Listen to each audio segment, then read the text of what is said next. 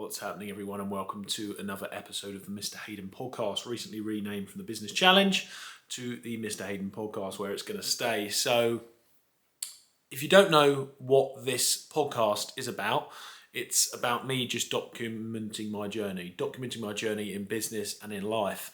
And a lot of you will follow me for that. So I've got a couple of businesses here in the UK, and I'm trying to strive for greatness, trying to achieve what I want to achieve in life. And it's nice to document it. So this is completely raw, completely honest. And if you haven't already, I'd really appreciate it if you subscribe to the channel, or if you're following this on Spotify. If you followed on Spotify, follow the page on Spotify. So what's been going on with me? Look, it's been the last 2 months, the craziest 2 months I've ever had in business, because I've had a few crazy things go on. Number one is I've had a VAT inspection. I don't know if this is down to a competitor of mine that's reported the business and decided that they're jealous or something like that, but we've had a VAT inspection. It might just be a random check. I don't know what it is, but we've had a VAT inspection where we need to submit all documents to HMRC, which obviously we can, and just show that we're legit and that we're paying the right amount of VAT. So we are. It's just a bit of a stressful time. Nothing to worry about because we're not hiding anything, but it's just a bit of a stressful time. On top of that, we have had Q4, which is quarter four of the year, which is the busiest time for our business, where we've just had to ramp it up with the ordering, see not much money in the bank account whilst the stock was just sitting there not selling, and then up until recently the stock has all absolutely flown out as expected. So it's our busiest time of the year. I've had a few other things as well. I've been launching a new private label brand. I'm launching 2 private label brands actually at the moment for my UK Amazon account. And I've started a new business, which is an agency, which is just, very much we're in the hiring stage. We're about to hire a second team member there and front load the staff so that we can then scale accordingly next year afterwards. I've never done that, where I've built the foundations of staff first, the team, and then later on, that's when we're going to get clients. In the past, what I've done is just sweat it out, build clients, and then hire teams afterwards. And when I say teams, all of my team members work overseas, unless it's like accountants and stuff, which is third party, and prep centres that work in the UK, obviously.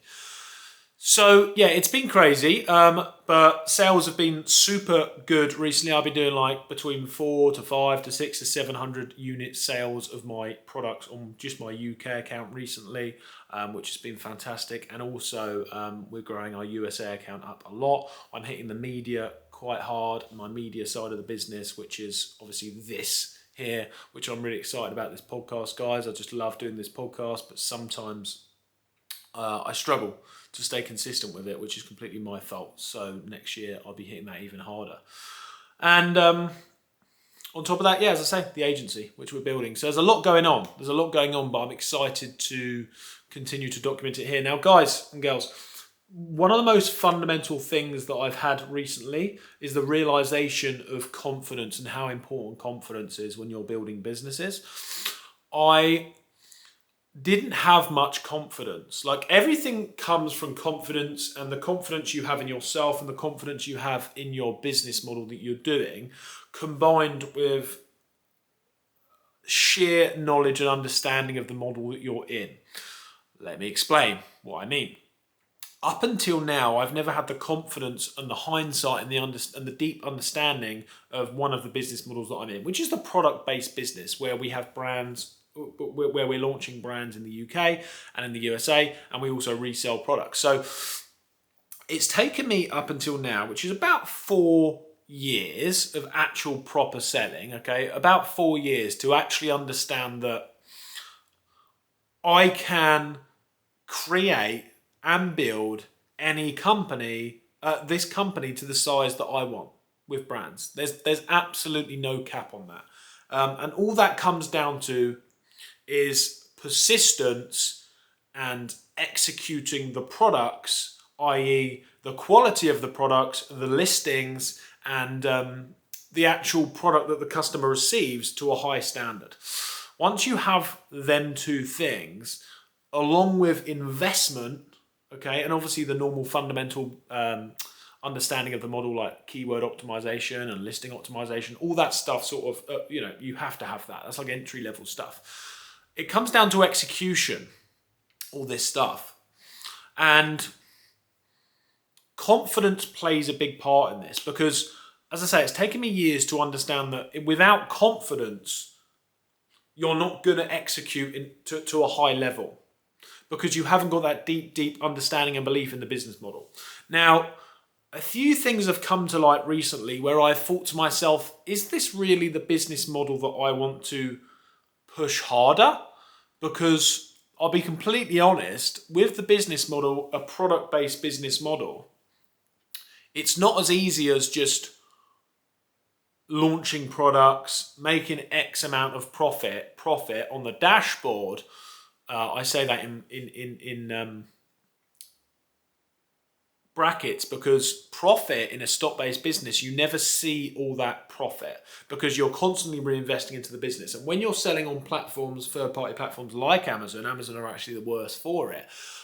In terms of the cash that they hold for about 2 weeks. So when you're trying to expand a product-based business, a lot of people don't understand that you can't pay yourself. If you make £10,000 in 1 month net profit according to your dashboard, whatever tool software that you're using, you can't necessarily pay yourself that right there and then. And you're not going to see that profit until you sell out, unless you ever did sell out all of your stock or make an exit of the business, because you constantly have to reinvest in the business, reinvest in staff, and then you're always going to have a certain amount stuck in your stock and stuck in your account balance. Now, it's very hard to scale a stock-based business unless you're doing 100% margins, markup on your business. It's quite hard to scale it because there's always money tied up. That's what I'm saying. But here, so I've been under the hard decision to whether to focus on that or to focus on a service-based business. And I've decided to focus on both, hence the agency, okay? Because the agency, when you sell 50,000 and you make 80% margin after staff, whatever, you're going to pay yourself about 38,000 profit, okay, out of that, okay? If you've got, obviously low cost of staff and all that sort of stuff and offices, etc. Your profit's very high and you can pay yourself that. You can pay yourself a good amount. When you're an e-commerce company trying to grow that, as I say, you can't pay yourself all that money, no matter how much you make, Say if I make 30,000 this month, I'll only pay myself 6 or 7 because otherwise it damages the growth of the business because you have to be constantly reinvesting and you've got money tied up. So I've been deciding what I want to focus on. I decided, right, I'm going to focus on the agency. I'm going to focus on the agency as well as the e-commerce because I think it's important to have two. One's a high cash flowing profit business where we can see the money. The other one is a high stock investment business where you don't see the money, but you've got a lot of your asset and net worth in the stock. And it's okay to have both. And you don't have to have all your eggs in one basket. But when I'm talking about the confidence, relaying back to this, it's taken me up until now to have the confidence to say, right, I can do anything that I desire in this world, in this life, in business. I genuinely, deeply believe that now. I could grow a company of 1,000 staff, but it comes down to what do you want? Because let me tell you, a lot of people that have 1,000 staff members aren't actually making that much money. If you really, really look into their books, they're not making that much money because when you're scaling a business of size, especially in certain industries like stock-based businesses, service businesses are great apart from when you've got a load of shops, a load of overheads, and a load of staff. You have to deeply believe that you can do anything you want, and then it gets to this stage it's much easier then because I think a lot of people get caught in this idea that they have to stick to the business that they've got and they want to keep doing that business, but when you get caught in that trap you could be in the business that just isn't right for you and it actually brings your confidence down because you're not achieving much. When you achieve a certain amount in business, when you achieve a certain amount in whatever business you're in, it gives you that confidence that you can do anything. And that's fantastic, but it's dangerous at the same time. And the reason that it's dangerous at the same time is because you can actually find yourself looking at all these different opportunities and not sticking to one. But then how do you know that the opportunity that you're on is better than another opportunity? How do you know that the opportunity that you think is better suited to you, i.e. switching models completely, is better than the one you're in now? And that's what comes over time with business experience and confidence, what I'm learning. But confidence plays a key fundamental part in any of this. And as I say, it's taken me years to get here. It's taken me years to get here on a confidence basis.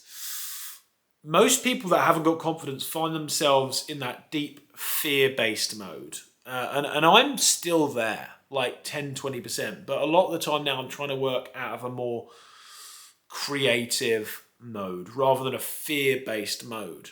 And when you're in a fear-based mode, most people are trying to just make money as quickly as possible and not looking at the long term, and I'm definitely guilty of that as well. When you have that confidence in whatever you're doing, you start to do money flows easier and business flows easier and clients come to you easier and product sales come to you easier because you get into a flow state, what's called a flow state, where the ever compounding efforts of your confidence and your experience just seem to catapult. So I sent this to my girlfriend the other day. I said, look, she's just started out, her own little business thing, which is great. But she was, obviously, when's the traction going to start happening? And here's what happens. It's like, them old steam trains that take ages to do that first, where the wheels start moving. But then once they're going, it's so, and then wheels are just turning and turning and turning in the mechanisms. But the very first few strides where that engine's getting going, it's like, and the wheels are moving very slowly. When that train's going at 40, 50, 60, 70 miles an hour, and that's what happens in business. I really hope you're understanding what I'm saying here. You have to build that momentum in the business model, in the experience you've got. But here's the thing that people don't talk about, it's the confidence that you have to build. Because without that confidence, you're going to be forever in that fear-based mode, where you're trying to create stuff out of fear, out of scarcity, rather than trying to create it for the sake of creating it, for the sake of putting something new into the world, and for that deep belief that even if I didn't do this, I'm going to be okay. You have to keep pushing forwards.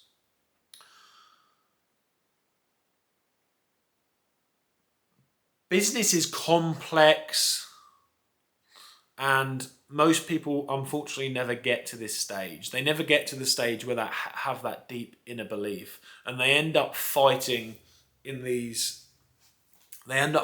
with themselves in these business models that are not serving them, or only just about making profit, or only just about serving them, because they never push through the hard times and get that deep inner confidence. And then when you have that deep inner confidence, I believe that it's really important that you decide then what model is best for you in terms of the profit it can make you, in terms of the cash flow that you can have, in terms of the lifestyle that you can have. And you've got to then decide if you're going to stick to your current business and go all in with that deep confidence you've got and start to become an absolute expert in that and really go for it, or if you're going to quit and do something else. But either way, this whole journey that I've been on has not been about getting the confidence. It's not been about getting the confidence it's not been about getting the profit. It's been about getting the confidence.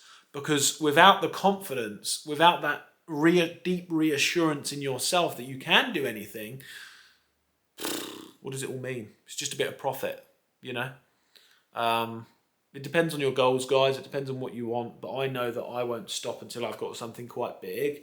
And that big is subjective, Big could be for me making £1 million a year and having 20 staff members, whereas someone else, they need 1,000 staff members and whatever.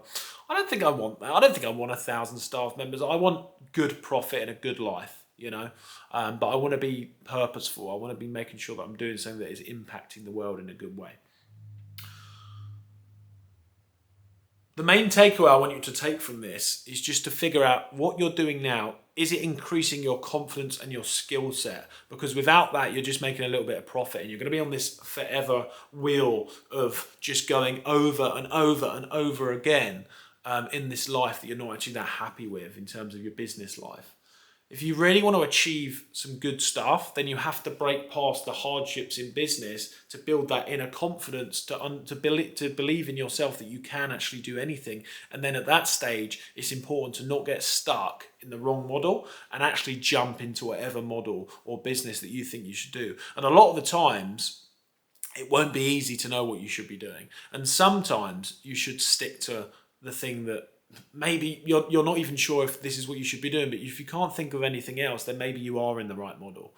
There was many years where I thought that I'm not in the right model. And I still question myself now, but when I look at the skills that I'm building, when I look at the self-belief that I'm building, when I look at the money that I'm making, I have to think that, okay, I'm not Stephen Bartlett, that's doing hundreds of millions, but compare me to the average Joe that's my age, I'm doing pretty well.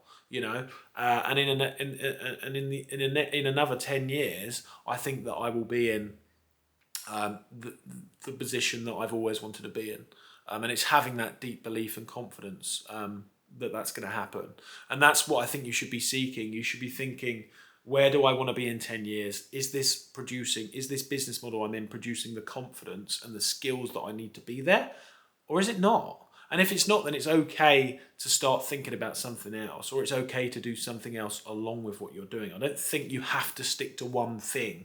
I think that's people that want to build Gymshark or Microsoft. Yeah, you're probably going to need to stick to one thing. But if you want to earn 20 grand a month, it's okay to have 3 or 4 incomes to do that, because you're not trying to change the world. You're not trying to be an industry leader. You're just trying to get wealthy yourself. So I think that's a little bit of a misconception there. So, guys, if you listen to this on YouTube, please head to the Mr. Hayden podcast, put the link below, and subscribe to that as well. It will really, really help me. And if you're listening to this on the Spotify, please subscribe to the Mr. Hayden YouTube channel. It will really help me as well, just to build this up, guys. Let me know any comments below if there's any videos you'd like me to do on. And I hope you're enjoying this, where I'm just honestly documenting my journey. So, guys, I'll see you in the next video. Thanks for watching. Peace out. Don't know why I did that. God, that was cringy.